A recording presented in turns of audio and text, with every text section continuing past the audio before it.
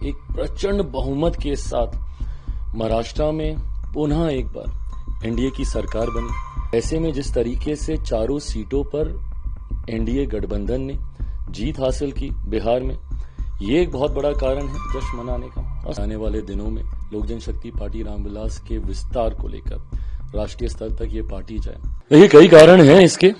एक तरफ तो जिस तरीके से एक प्रचंड बहुमत के साथ महाराष्ट्र में पुनः एक बार एनडीए की सरकार बनी, ये एक अपने में एक बहुत बड़ी और बहुत ऐतिहासिक जीत है।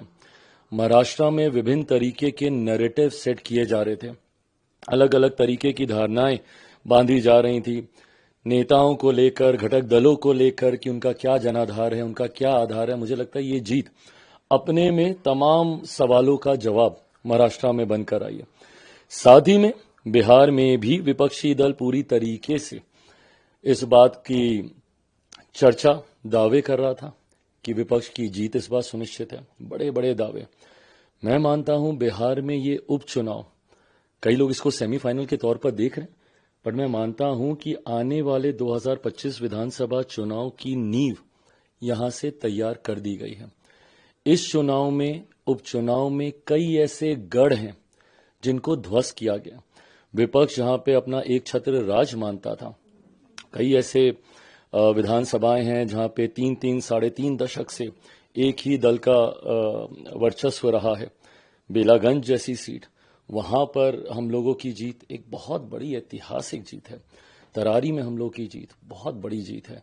ऐसे में जिस तरीके से चारों सीटों पर एनडीए गठबंधन ने जीत हासिल की बिहार में, ये एक बहुत बड़ा कारण है जश्न मनाने का। और साथ ही में मेरे नेता, मेरे पिता आदरणीय रामविलास पासवान जी का सपना पार्टी के विस्तार को लेकर, और खास तौर पर झारखंड में उन्होंने लंबे समय से एक मजबूत जनाधार वहां पे अपनी मेहनत से, अपने परिश्रम से उन्होंने तैयार करने का काम किया। उनका सपना था, वो चाहते थे कि झारखंड विधानसभा में भी लोक जनशक्ति पार्टी का प्रतिनिधित्व हो।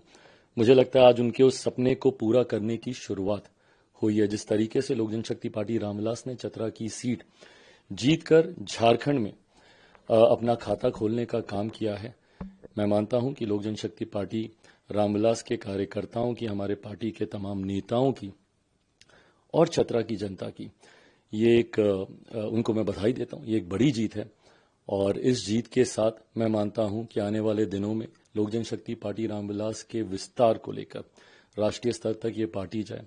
नागालैंड में हम लोग के विधायक हैं, झारखंड में हम लोग के विधायक हैं, पार्टी का जनाधार बिहार में है ही। तो मैं मानता हूं कि मेरे नेता आदरणीय रामविलास पासवान जी जिस स्तर पर पार्टी को देखना चाहते थे, उस ओर पार्टी अब मजबूती से अग्रसर हो गई है।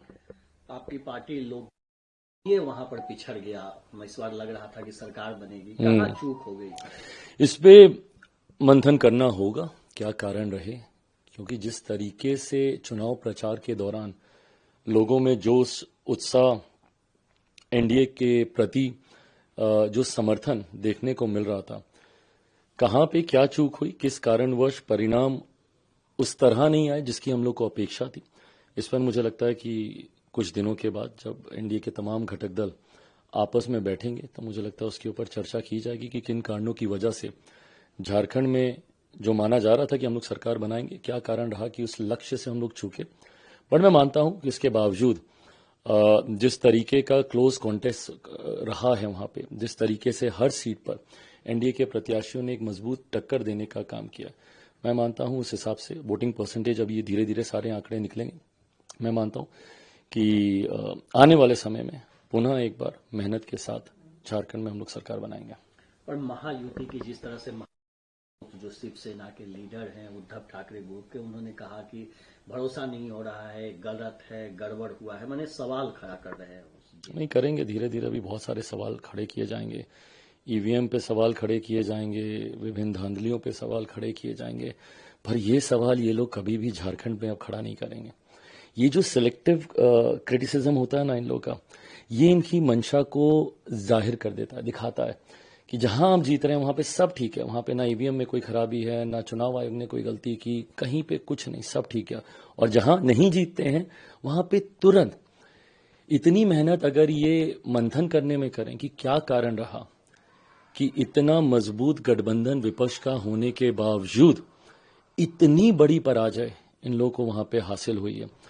झारखंड में हम लोग हारे हैं, पर जिस बुरी तरीके से ये लोग महाराष्ट्र में हारे हैं, कहीं ना कहीं इन लोगों को दूसरे पर उंगली उठाने की बजाय आत्ममंथन करने की जरूरत है कि क्या कारण रहे कि महाराष्ट्र की जनता ने पूरी तरीके से इनके गठबंधन को नकारा। और एक सवाल बिहार को लेके कि और विकास की जीत को आपने बताया, जो आप लोगों ने लक्ष्य रखा है 2025 में कि हम 225 सीट का जो टारगेट है, क्या लगता है कि एनडीए मेट करने जाएगा या जीतेगा इस तरह से? अब मुझे बताइए, अगर हम लोग बेलागंज जीत रहे हैं, हम लोग तरारी जीत रहे हैं, ये वो सीटें हैं जिसको लंबे समय से विपक्ष ने अपना गढ़ बना के रखा हुआ था।